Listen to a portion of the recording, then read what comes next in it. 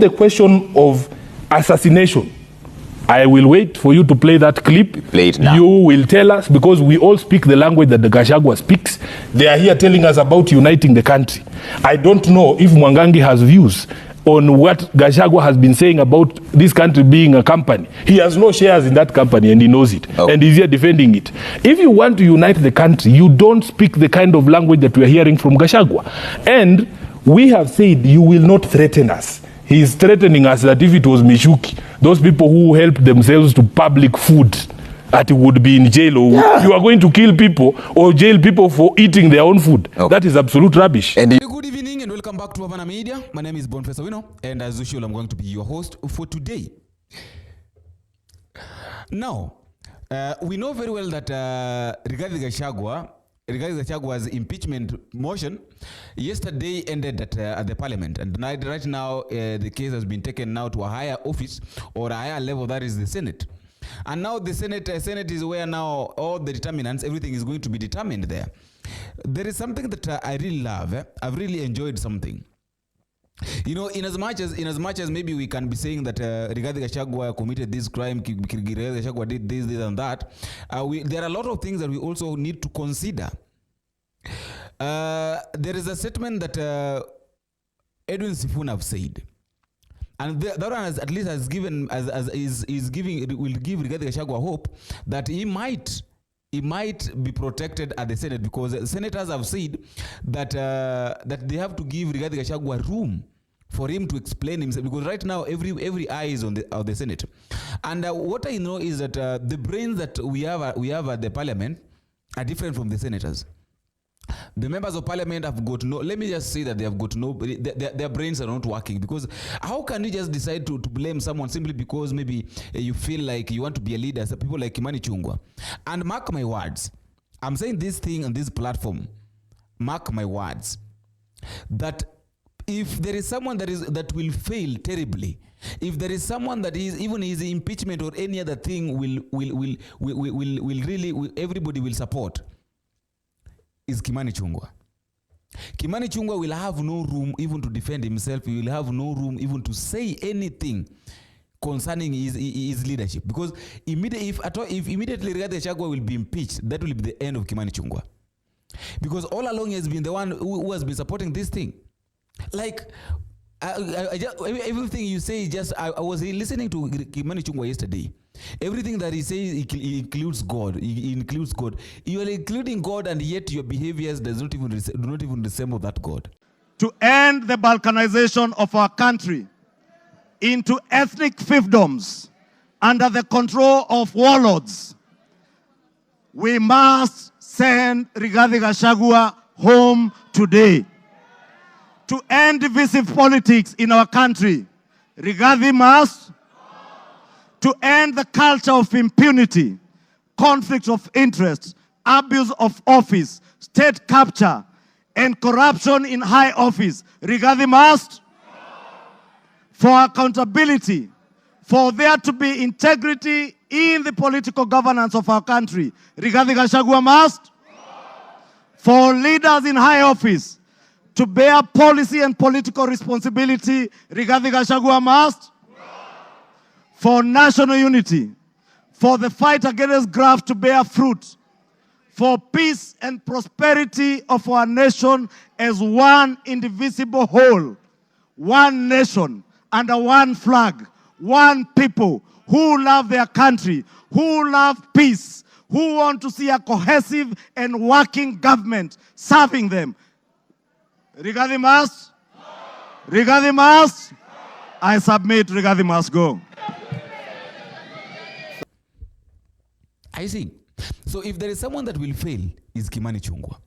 But that one aside, Aaron Cheruiyot was trying to tell Edwin Sifuna to second the motion of this issue of selecting 11 committee of 11 people that will be will do investigation concerning the accusations that the members of parliament have taken to Senate concerning Rigathi Gachagua. I want to invite the Senator for Nairobi, Senator Edwin Watenya Sifuna, to second this motion.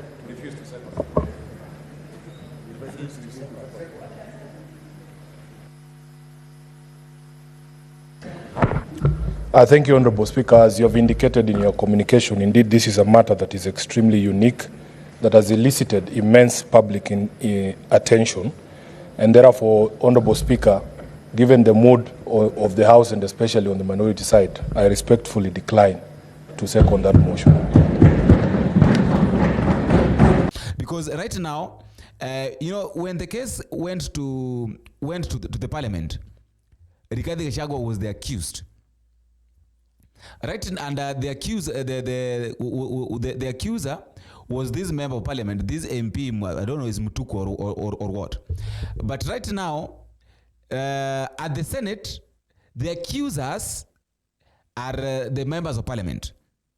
And still the accused is Rigathi Gachagua. So all these people must be given time to gather all the information they need to use to defend themselves. Because now when these people will be at the Senate, it will not be all about one person. It will be about all the brains that have been at the parliament.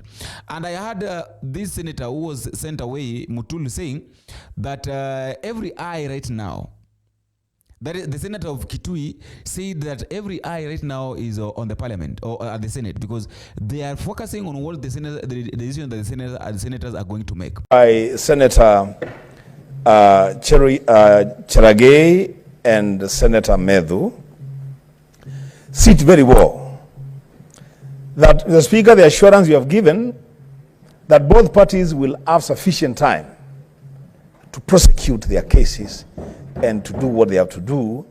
Mr. Speaker, let that assurance also go out that the judges sitting on this matter will also have sufficient time to reason, to caucus. Mr. Speaker, and when there is need for even members to take time off, 30, 40 minutes, to caucus and steer this thing properly. So, Mr. Speaker, we don't have, I would really hate to see a situation where we end up the way we did with the Kawira case, the Governor Kawira case, where the last minute of voting is so chaotic, Mr. Speaker.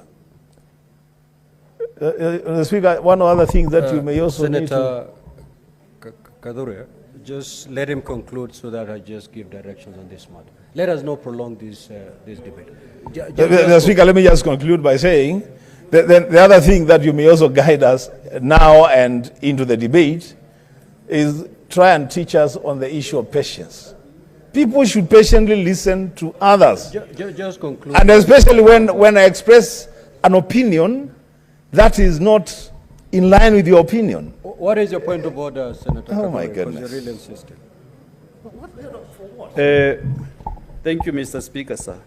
Mr. Speaker, you know, if members will go that direction of Kawira Mwangaza case, Mr. Speaker, this case is in court. And what they're implying is that what was processed here was not right. Did you like? So it is not it is not standing very well, Mr. Speaker, sir, because this matter has not been determined in the court.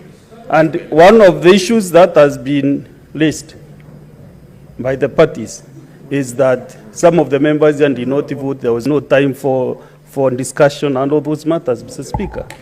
So I think it will not be fair to the Meru County community if we discuss this matter now, because it is an issue which is in court, Mr. Speaker. Good. Honorable Senators, we shall conclude.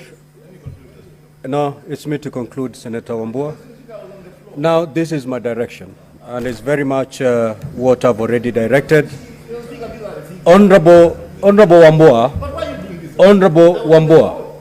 which floor I have taken away from you? So, Senator Wambua, you're out of order and leave the chamber now for the rest of the day. Leave the chamber. We need to be orderly in this matter. We are going to handle a very heavy matter. We cannot have any senator heckling the speaker. As we go to this impeachment, you need to behave, Senator Wambua. Leave the chamber now for the rest of the sitting. Leave the chamber. leave the chamber. Leave the chamber, Senator Wambua.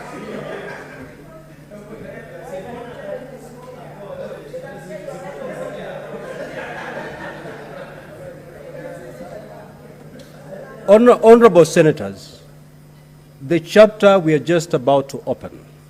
If they make the wrong decision, then it will be up to them.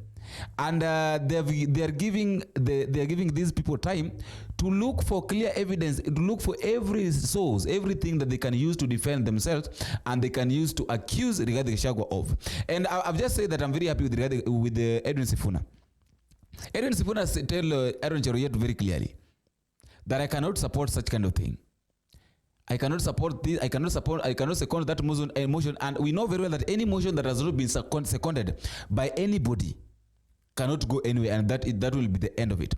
So Edwin Sifuna failed to support the motion of appointing 11 people or 11 committee members so that to do the investigation concerning this issue of Rigathi Gachagua. And Sifuna was very clear. This is a matter that involves public participation. This is a matter of public, and therefore anything that is done should be done publicly. So we are waiting for next week. That is Rigathi Gachagua is supposed to go to defend himself on 16th and 17th. That is when now we are going to know everything. But I just wanted to bring that clearly that I'm very happy with, because at least senators are using their common sense. Senate is where now we have got brains. We have got people like Onyonka are there, people like Sifuna are there, people like Aaron Cheruiyot are there. Even though I don't know sometimes what normally happens with them, we cannot count people like Karen Nyamu. You can't count Karen Nyamu, a nominated senator. You cannot. You cannot count. Okay, what will I'm not like maybe I'm against her or what? What will she say? What will she say that will make sense? That is the question.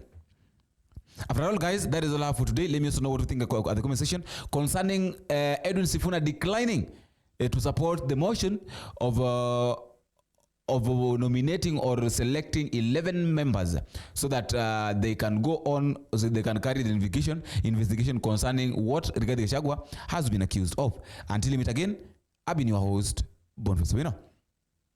Bye-bye.